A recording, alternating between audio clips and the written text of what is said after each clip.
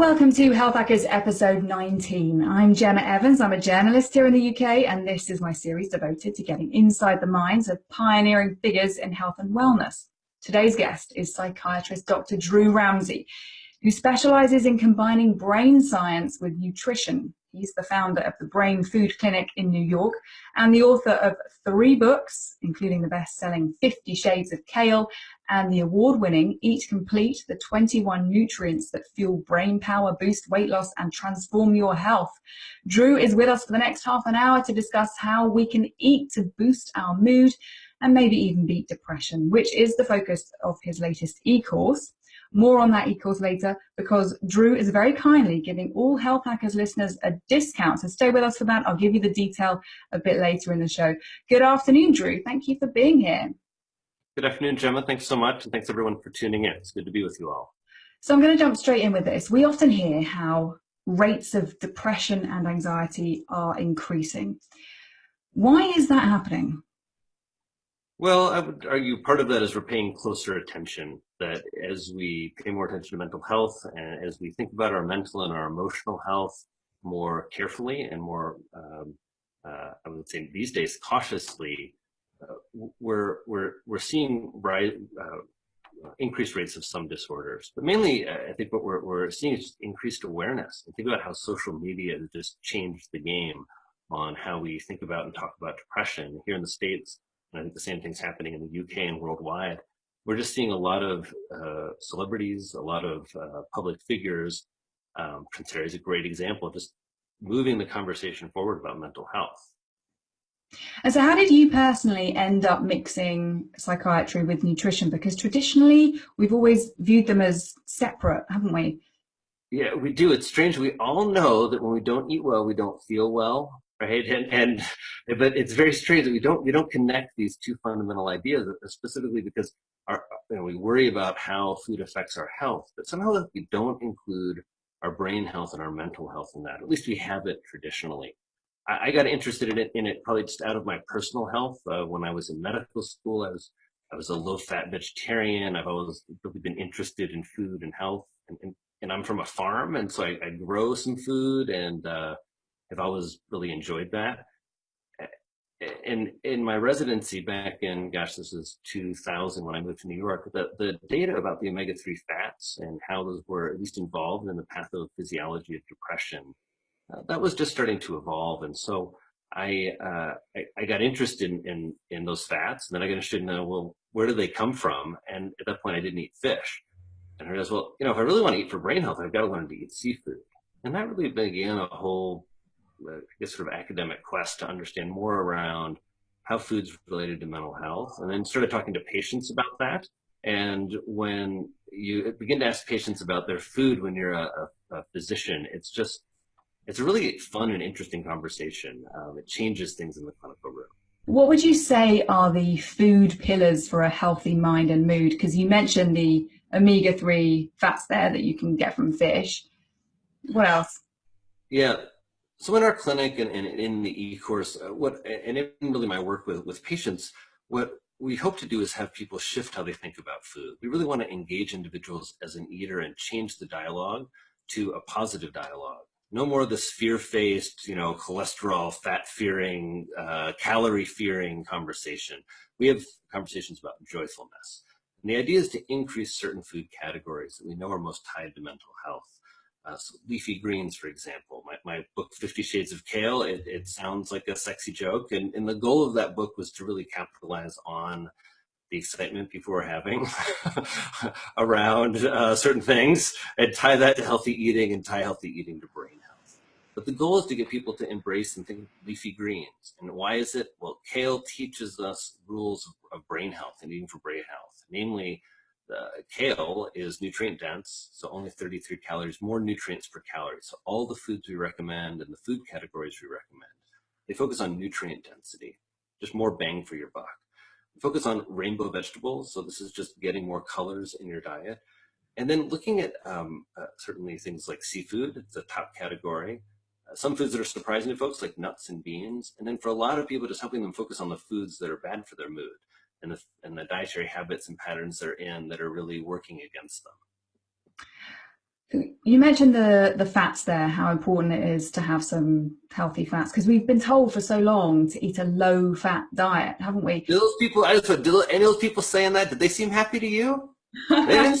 They don't seem like happy people to me saying that. They don't seem. Do they seem joyful at the meal? Like, whoa, I can't wait to have dinner with that low-fat guru. Yeah, well, I know that now, things are beginning to change. There's pressure from experts and scientists, but remind us or explain, what is the problem with avoiding fat? Like, what will that do to our brain if we're on this super low fat diet? Right. So first, let's just state one thing. Your brain is mainly made of fats, and they're really specialized, very long-chained fats, the omega-3 fats, and then certain fats like the monounsaturated fats in olive oil. Everyone agrees are really, really healthy. Every nutritionist and doctor on the planet is into things like olive oil. And avocado, the fats in an avocado or the fats in nuts are really, really healthy monounsaturated fats. And your brain does better when it has more of these fats. If you don't eat a fatty diet, first of all, you don't absorb nutrients your brain needs. And I think that's a part that people often miss. When you eat a tomato and you don't put fat on it, you don't absorb lycopene. Lycopene is what we call antioxidants in plants, and they're much more than antioxidants. We can talk about that later. But you absorb fewer of those. You absorb fewer of the nutrients in plants that create vitamin A. Vitamin A is a really fundamental neurotransmitter and set of molecular signals in the brain. And so avoiding fats means, first of all, you're just getting less good stuff from your food.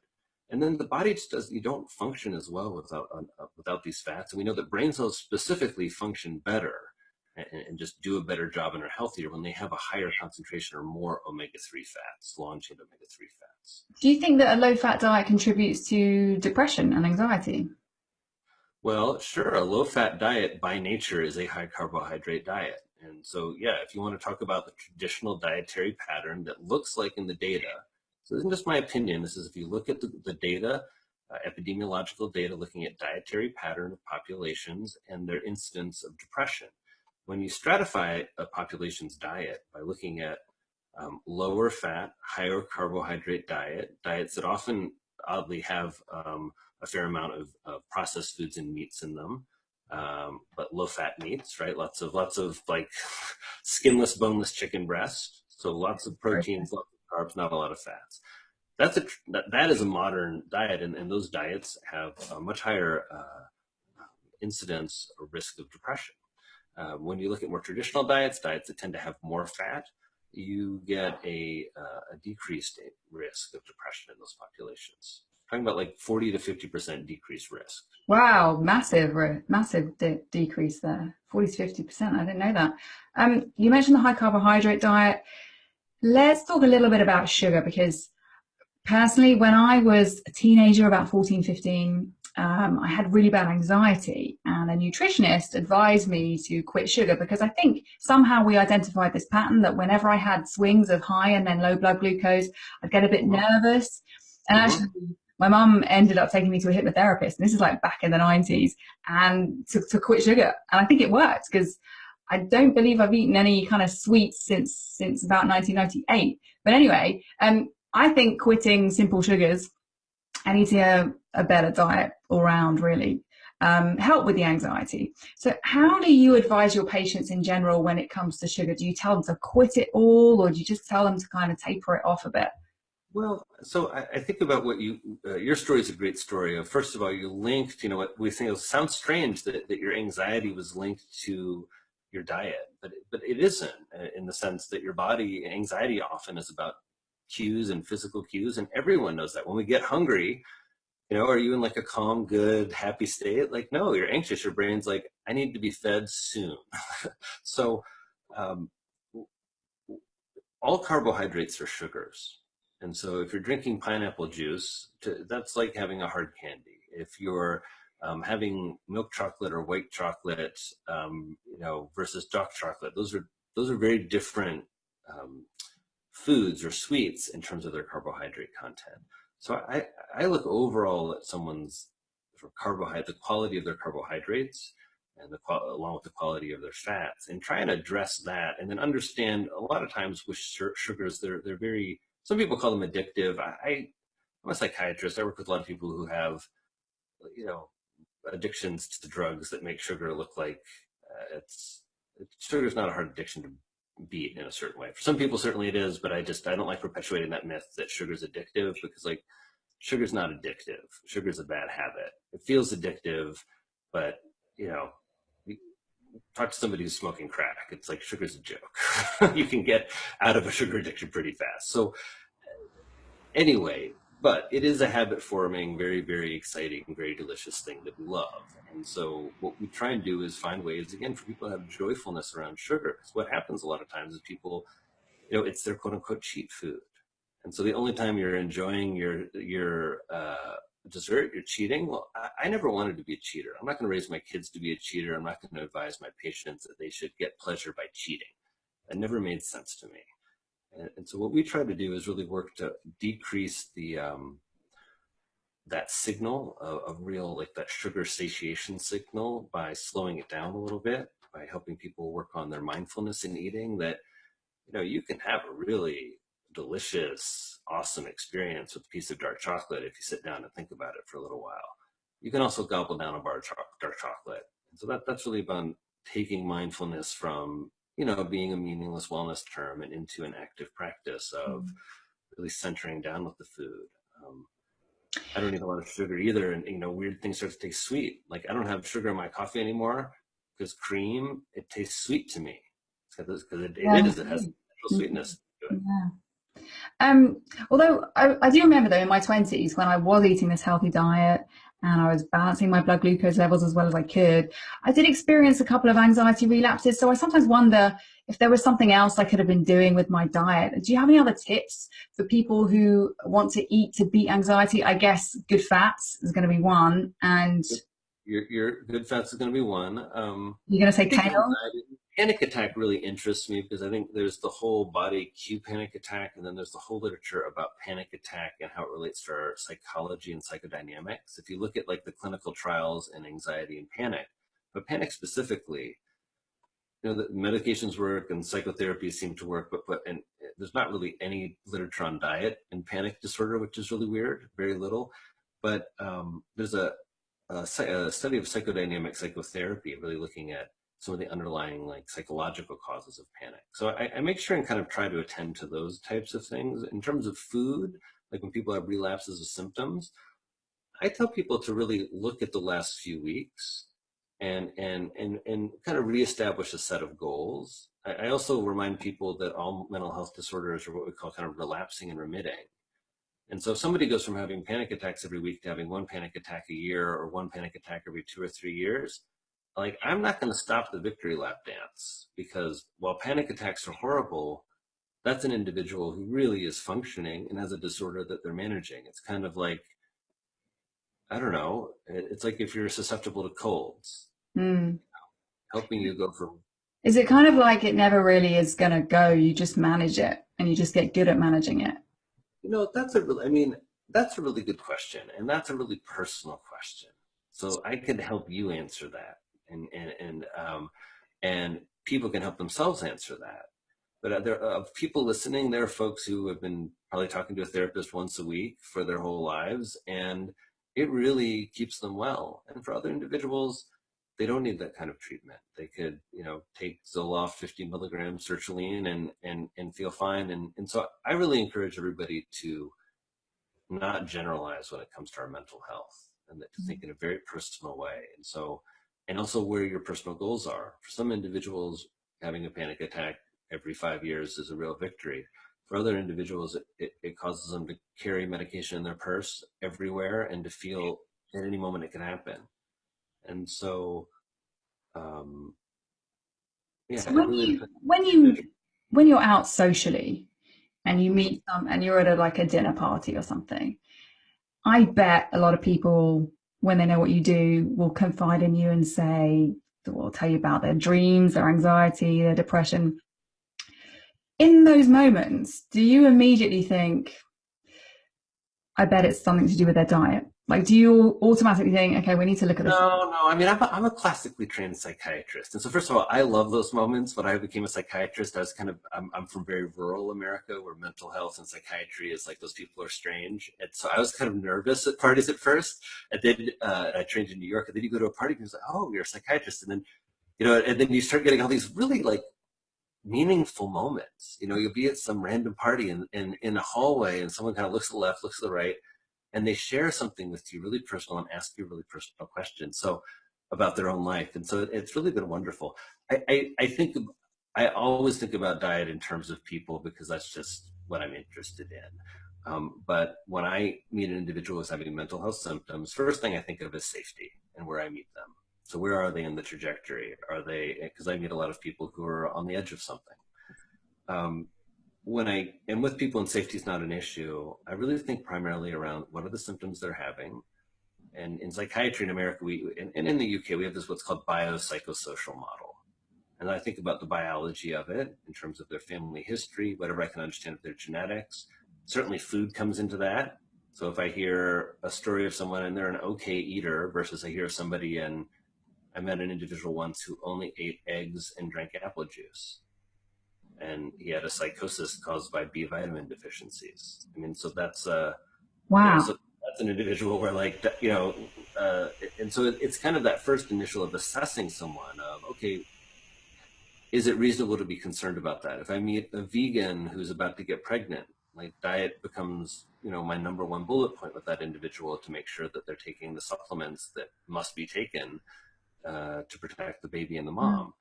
So I'm always thinking about diet, but I really, so we think biologically, the social is sort of what's going on in an individual's immediate social environment, and then the psychological, biopsychosocial, the psychological being, who is this individual? How does their defenses work? What's going on in their conscious and unconscious minds? So earlier when you said you used to be a low-fat vegetarian, I'm assuming you're no longer low-fat, but are you still veggie, or did you quit that? I quit, yes. I started, so after the omega-3 fats and realizing I need to eat seafood, I started eating more seafood, and starting off with like a baked white fish with lots of lemon and some shrimp, and worked my way up to salmon. Now I eat everything and like it, not just forcing myself. Because again, we believe in food joyfulness. If I didn't like it, I wouldn't eat it. And You mentioned also the psychosis triggered by the vitamin B deficiency. yeah, I mean, so psychosis can be triggered by a few things. Yeah, tell us, because I want to know. I want to know what deficiencies could cause that. Certainly causes it. And so, I think the question is, diet is, to your question, diet is a key part of it. And all I really ask in my work is, one, that we don't stigmatize people's answers to their mental health, because I have lots of patients who their diet's awesome, and I'm really thankful there's lithium and Zoloft and psychotherapy and other treatments, but to have it be part of the conversation. And so, I like the way you frame it, of what food categories or food should people think about with anxiety? When we relapse or we have more symptoms, how do we think about food differently? And what I love is that individuals are so good at this. People always come to my office and they're like, oh, I don't know. And then they proceed to tell me like, I started eating a lot more Chinese food. I've been more stressed at work. I don't know what happened. Haven't been eating my leafy greens, and I had this panic attack. And it's like, that they have the answer right there. That, and maybe it's not the full solution, but people often know when their diet is part of the problem. So clearly you believe that there's a place for drugs, and anybody listening should rest assured that you're not suggesting anybody stops taking their medication and eats kale instead. I always hate that. Like, Gemma, why is that? You're a health journalist.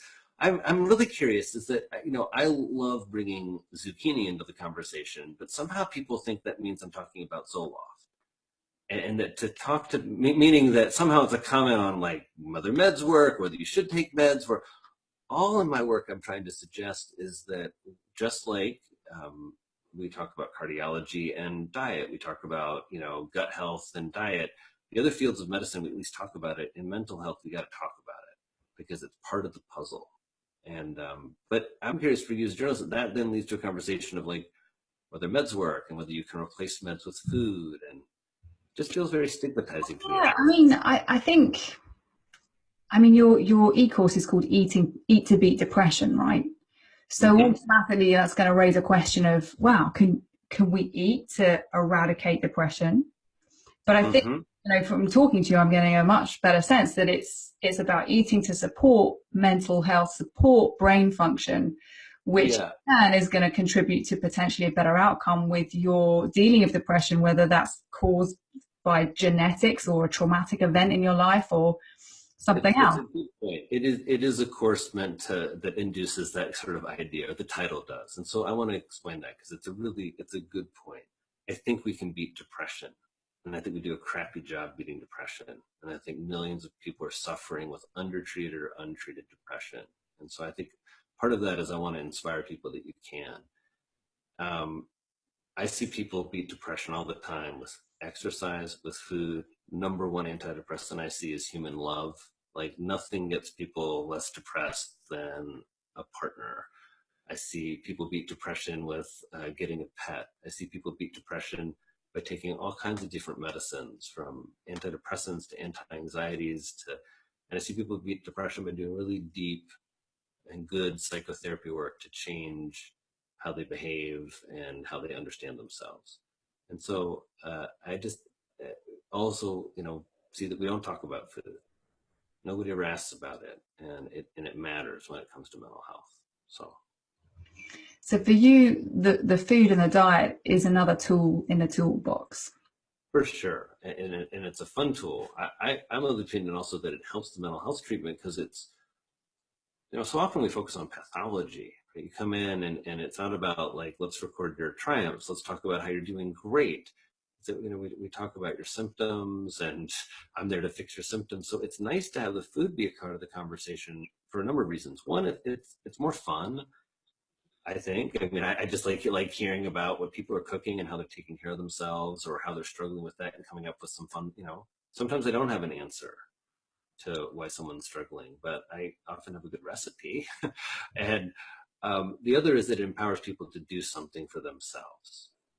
And it's something you're already doing. Since you're already eating, it's not so hard to shift that. If I need you to start socializing because you have an anxiety disorder, that's hard. Or I need just, we want to have a relationship, so you need to start dating.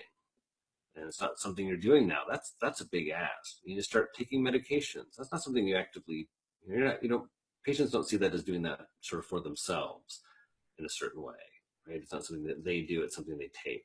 And so that's why I also like food. It's like exercise. It's something that you do to really keep your mental health in good shape. Yeah, I'm going to ask something that might sound like a really stupid question because I don't know if I've ever dealt with this. How do you know if you're depressed?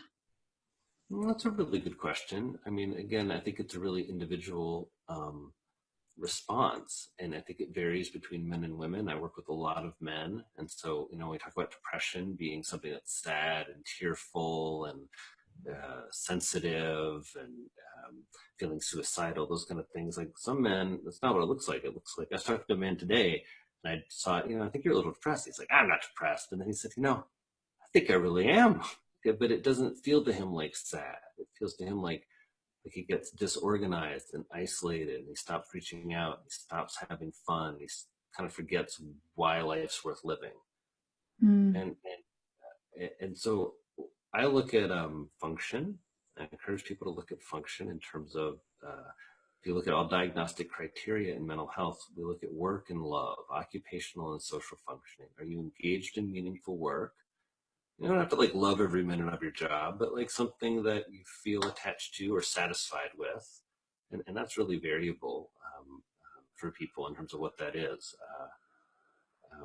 And are you engaged socially in a way that's fulfilling to you?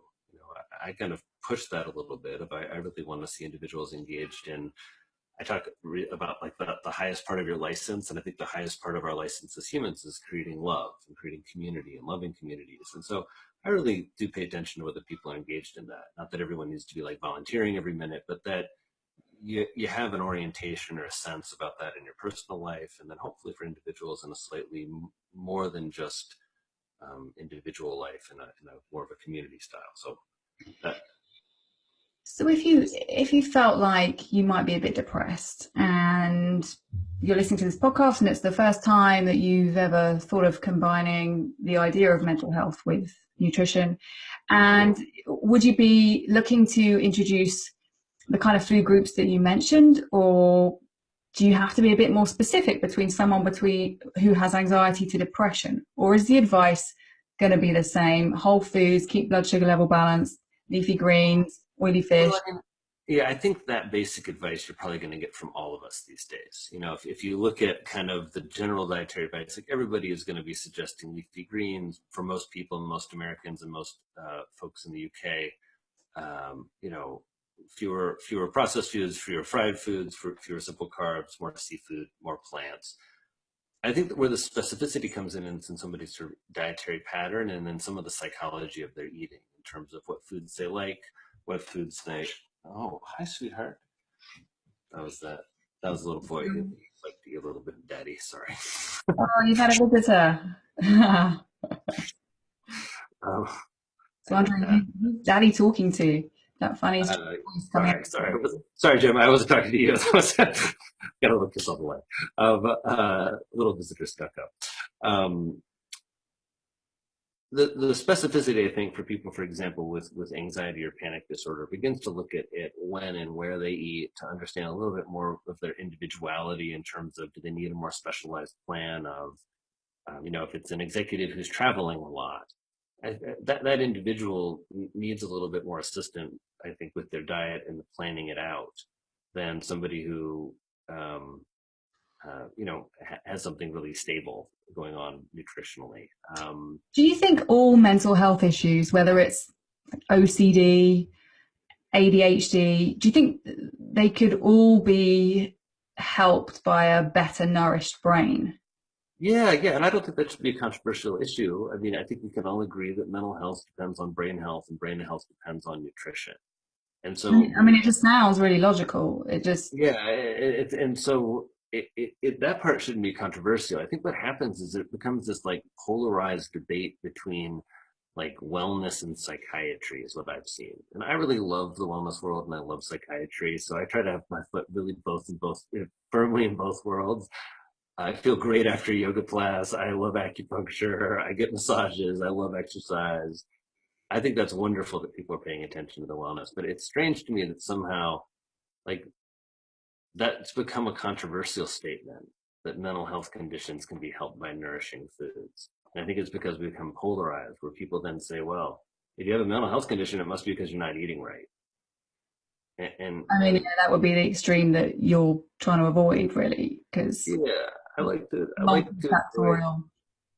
to avoid extremes when it comes to mental health, because that's what creates one of the factors that creates stigma. We make the assumption that our truth about our mental health is your truth about your mental health, and that ain't how mental health works. And when you have the privileges I've had to really sit with lots and lots of people who talk about depression or feel it differently or feel differently about medications, or it just humbles you and it gives you the perspective that we need to all take a step back and ask more questions about each other. Because when we start making the assumptions, it's just that's what I think kills more people than anything when it comes to mental health. Is that we just. I want to get your thoughts on kefir. Have you heard of kefir? It's a fermented. My most recent book, all the smoothies use kefir. I love a bit of kefir. I had a gut health author on the show who actually makes goat's milk kefir, and she had been writing about how it could potentially help people with depression. So I wondered what your views were on, kind of repopulating the microbiome to potentially benefit the mind in that kind of gut-brain axis. No, it's exciting. I mean, that's really a frontier in mental health these days. I think it's hit a kind of sensational hype where when you think about 10 years ago, what was the advice we had about gut health? Eat more fermented foods. Maybe if you've had something bad, like, antibiotics, or you've been ill, or you're really struggling, maybe take some high quality probiotic and eat more prebiotic foods. Not just Jerusalem artichokes, but lots of plants and a diverse, right? That was our advice 10 years ago, and that's still our advice, I think, in general, that while there's a lot of science, there was actually a trial for a probiotic used to treat clinical depression about a year ago that came out that was positive. Some quibbles about the trial, but anything that comes out like that, there's always going to be quibbles. But um, one of the things, certainly, when you talk about what do we look to increase, and especially around anxiety, if you have an interest in anxiety, if you look at the data around fermented foods, it's much more around anxiety. But what food categories do we want to increase in most individuals are fermented foods. Most people, besides like low-fat, sugar-filled yogurt, they don't eat fermented foods. And so there are lots of great ones. I love when people are drinking alcohol to switch them over to kombucha. I love, we had a couple goats and made some goat's milk kefir.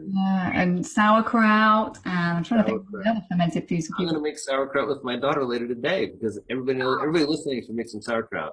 Just cabbage, salt, Are you on your farm right now? If everybody's listening, Dr. Drew lives on a farm, which is probably why he had goats and is able to make sauerkraut today. And I imagine you're very healthy on your farm. Oh yeah, if anybody's watching the video right now, Dr. Drew has turned the camera around and we're looking out at a stunning view. If you're listening to the podcast, you've got to go to healthhackers.uk and look at the video version of this episode. That looks beautiful. I bet that's good for the mind, living there. It's rural America.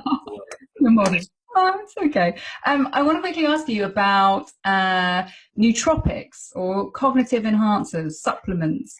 Now, where do you stand on supplements? I've experimented with a few kind of cognitive enhancers and didn't really find any to be useful, apart from something called L-theanine, which induced like a calm state of alert. Think about in terms of, I don't use it, but I've heard colleagues using it for anxiety, and I wonder if it helped your cognition because it helps something about anxiety. Which, if you know, like the number one disruptor of cognition for most people, it's anxiety. Because as we get more anxious, our cognitive ability, as your mind is glancing around anxiously and worried, it's hard for us to focus and be creative and calm and inspired. And so. But anyway, I've gone with that one, but I've tried loads of others and just had no effect at all. But like you say, every single person is so unique, and I wouldn't recommend anyone try everything that I've tried. But what about, where do you stand on supplements and cognitive enhancers? Well, so in my first book, The Happiness Diet, my co-author and I came up with a list of 100 reasons not to take supplements for nutrition, and so I don't like to say I'm anti anything, but I'm pretty anti-supplement. I certainly will give patients omega-3 supplements if they don't eat seafood or if they have a resistant depression. I give people L-methylfolate. If someone has an iron deficiency or B12 deficiency or vitamin D deficiency, for sure. I'm a doctor. If you have a deficiency, I'll supplement you. But I think a lot of people, what I see happen with supplements is people are like chasing something. They waste a lot, I'm going to argue, money. And they put a lot of hope in, put a lot of faith in placebo effect. That you take something, you're looking for good results, you get some good results because you're paying more attention to your health. And so, I don't know, I'm 44 years old. I don't take any supplements, and I really haven't for most of my life. Maybe I take a little fish oil every now and then. And again, we're all different, but I just think there's a lot of hype. If you want to improve your brain, you want to improve your mental health, you want to improve your longevity, there are 3 really take-home, science-backed, everybody agrees on ways to do that. You should exercise, and you probably add a little more intensity to your exercise. And based on more recent data, you should exercise with other people. So this is where this data looking at things like tennis versus jogging. So if you're a runner, start running with people. So, because the things that help us live longer and have bigger brains are diet, eating well, exercising, and social connectivity. And if that's like 100% dialed in for you, it's like, I'm just going to ask you, listener, is that 100% dialed in for you? Because for most of us, we've got eating, social connectivity, and exercising. Yeah, I'd sort of sleep on that list. You in the UK have Dr. Chatterjee, who talks about those 4 pillars of health. But there's something about when I see people chasing nootropics and supplements, and I guess I put people on a lot of nootropics because I treat people with stimulants. And so I have a lot of experience giving people a substance that improves their cognitive functioning. And I don't know, I have to tell you that it works for some people, but you know, the one with the most data by far, I would say, is rhodiola rosea. And, you know, and having put a number of patients on that, the results are kind of, you know, I think like your results, Gemma, like not like, wow. A calming effect, rhodiola, really? Rhodiola rosea is an adaptogen and it has a stimulating effect for some people. So does like things like maca maca and caffeine. So would rhodiola be good for feeling happier if you're depressed? Well, if you want to talk about integrative, so I put this in the list of like, what's the stuff in the natural world that has data, it might help people with depression. So rhodiola rosea is on that list, although not a lot of data, probably one trial. The number one natural supplement or natural substance with data behind it is St. John's wort. St. John's wort had, at my last count, 36, probably more than that now, clinical trials, not all positive, but enough so the biggest meta-analysis of St. John's wort said that its efficacy was equal to the serotonin medications like Prozac, and it had fewer side effects. So, you know, but that's a little bit how I work. Like, yes, I want to dial in the diet. If somebody only wants natural stuff, I want to give them the evidence-based option. And then, you know, make sure that people get complete treatment. And really, your advice would be to anybody, if they're struggling, just go and see a doctor now.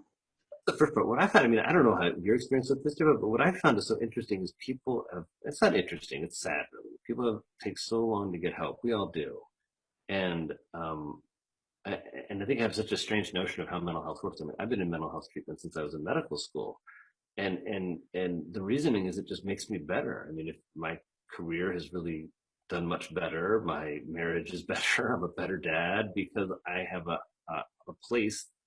And it doesn't have to be a therapist, mine is, but I have a place to sit and think about myself, reflect on myself, hold myself accountable every week. And a lot of people, you know, don't think that, oh, that's a mental health treatment. Like, no, it is. Because without that, my mood is lower, I'm more anxious, I'm less generative, I'm less loving. I'm not going to meet your question, would I meet criteria for depression? Am I depressed? I don't think I would. I function really well. But I would encourage anybody listening that if you have questions, get into a conversation. It could be your pastor, or it could be a health coach, or it could be your, I like psychiatrists because we see a lot of diversity. It could be a psychologist, social worker. Start having that conversation. Thank you. So we are up on time, but I just want to know one more thing. It's nearly dinner time here in the UK. And if I was going to put together the perfect meal that would make me calm and happy and more intelligent and have a rocket fuel brain, what would be a good dinner for somebody to eat? All right, well, Jeff, you know, I mean, if you want to go, you want to make me walk the talk here, then I'm going to have to start. I'm going to tell you, the first thing that pops in my head is I really want to make sure that Gemma has an interesting dessert tonight that doesn't give her sugar craziness or anxiety. I'm going to call it craziness, but gives her that feeling of like deliciousness. But we'll get to dessert in a minute. Now, will you tell me first of all, a few of your favorite foods to eat? Well, I do love wild sockeye salmon. In fact, I love all fish. Apart from seafood. So you're looking for maybe a little salmon. Fish, but then I do like grass-fed, like a good grass-fed red meat, maybe a lamb or a beef. I like chicken too. I mean, there's not much I don't like. Well, so for most people, when I hear that that nice diversity in the proteins, usually the one that they eat the least is the seafood. And so if they're interested, you like the bivalves, mussel, clams, and oysters? Mm-hmm. Okay, so then I would probably think that tonight I would probably send you for moules frites, maybe. I mean, French fries aren't the best, but it's Friday, so why not? But in terms of preparing it at my house, well, mussels. Have you ever prepared mussels? I don't know if my supermarket sells them. Oh, great! So now we've got a really nice Friday plan for you. Because now, dinner, or is it just you? It's going to be me and my husband. He doesn't eat fish, but I'm going to try and get him on a fish oil now. No, I don't know if that's fair. Does he like mussels? No, he doesn't like any fish. All right. So as you can see, this is how I'm going to play it, which is you definitely shouldn't. I'm going to reverse course. You definitely shouldn't do seafood then, because it's Friday night. You're looking to have a nice meal with your husband. Yeah. And he doesn't like fish and seafood. So I would think something like a grass-fed beef, or if you want to get him moving on to seafood, which might be in a treatment, like a long-term goal for you, if you're concerned about yourself and husband's health, you could do fish oil. But, you know, is there any seafood he does like? Does he like shrimp? Does he like tuna poke? Does he like... Nothing. But I wouldn't tackle that on Friday night. So then I would think probably something in... what are his favorite and your favorite vegetables? I love all vegetables. He kind of eats all the veggies that I cook, which can be, I mean, downstairs right now we've got some collard greens, some red cabbage, some cauliflower, sweet potatoes. Could do all of those. Yeah, I think for you, I'd probably, I like to do a mashed cauliflower with a little turmeric and have that go with a nice little grass-fed steak if you have it. And then I'd probably do like the red, I think you said red cabbage. I think I'd like probably soften that up a little bit with just like a little bit of olive oil and, you know, whatever kind of herb or spice you like that's simple. And I like to kind of pan sear it as like a little kind of warm cabbage salad. And then I'd probably do one of the other vegetables, probably not the sweet potato, but to get another color on that plate, or maybe just do like a simple, like a little simple green side salad. So would you leave the carb out, the carbohydrate there? I guess you got the carbs on the plate. You've got those that mashed cauliflower is your carbohydrate. You're increasing the nutrient density of, instead of having a mashed potato, you're getting more, sort of more B6, more fiber. Okay, well, it sounds like a good meal that everybody can learn from. So we've got some good fats there, we've got some veggies. And it sounds also that you're wanting just a little bit more of a carb. So I would probably then ask you, like, what are you thinking as you're imagining that meal? You see the... I just noticed that there wasn't a, you know, a kind of a complex carb there. Well, there was the veggies, but there wasn't the kind of traditional carb that you think of for that. But that's okay. What carb do you think? It's funny because I think about that as like that's probably a good point, that maybe once a week there'll be some pasta on that plate. I'm a big fan of like a black beans and brown rice meal. It's a very simple, low budget meal. I'm a big fan of like lentils, but in terms of like, putting a big carb on that plate, a dinner roll, you won't really see a lot of that in my eating. If you look through it, that's fine. I mean, that's the same with mine. I mean, I've been fairly low carb.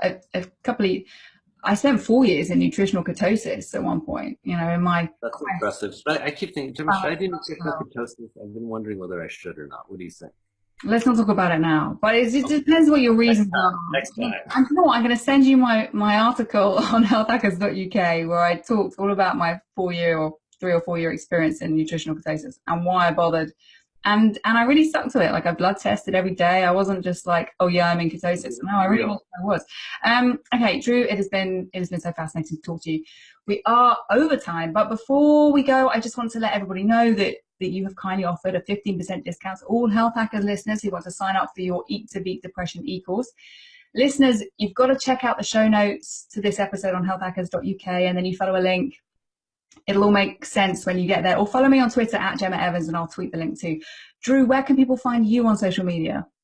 Hey everybody, I'm at Drew Ramsey MD. I'm on Instagram, where I'm trying to post every day, but I'm just good. But I post mostly on Instagram, Facebook is Drew Ramsey MD, and then you can learn more about the course and about my work in our clinic at drewramseymd.com.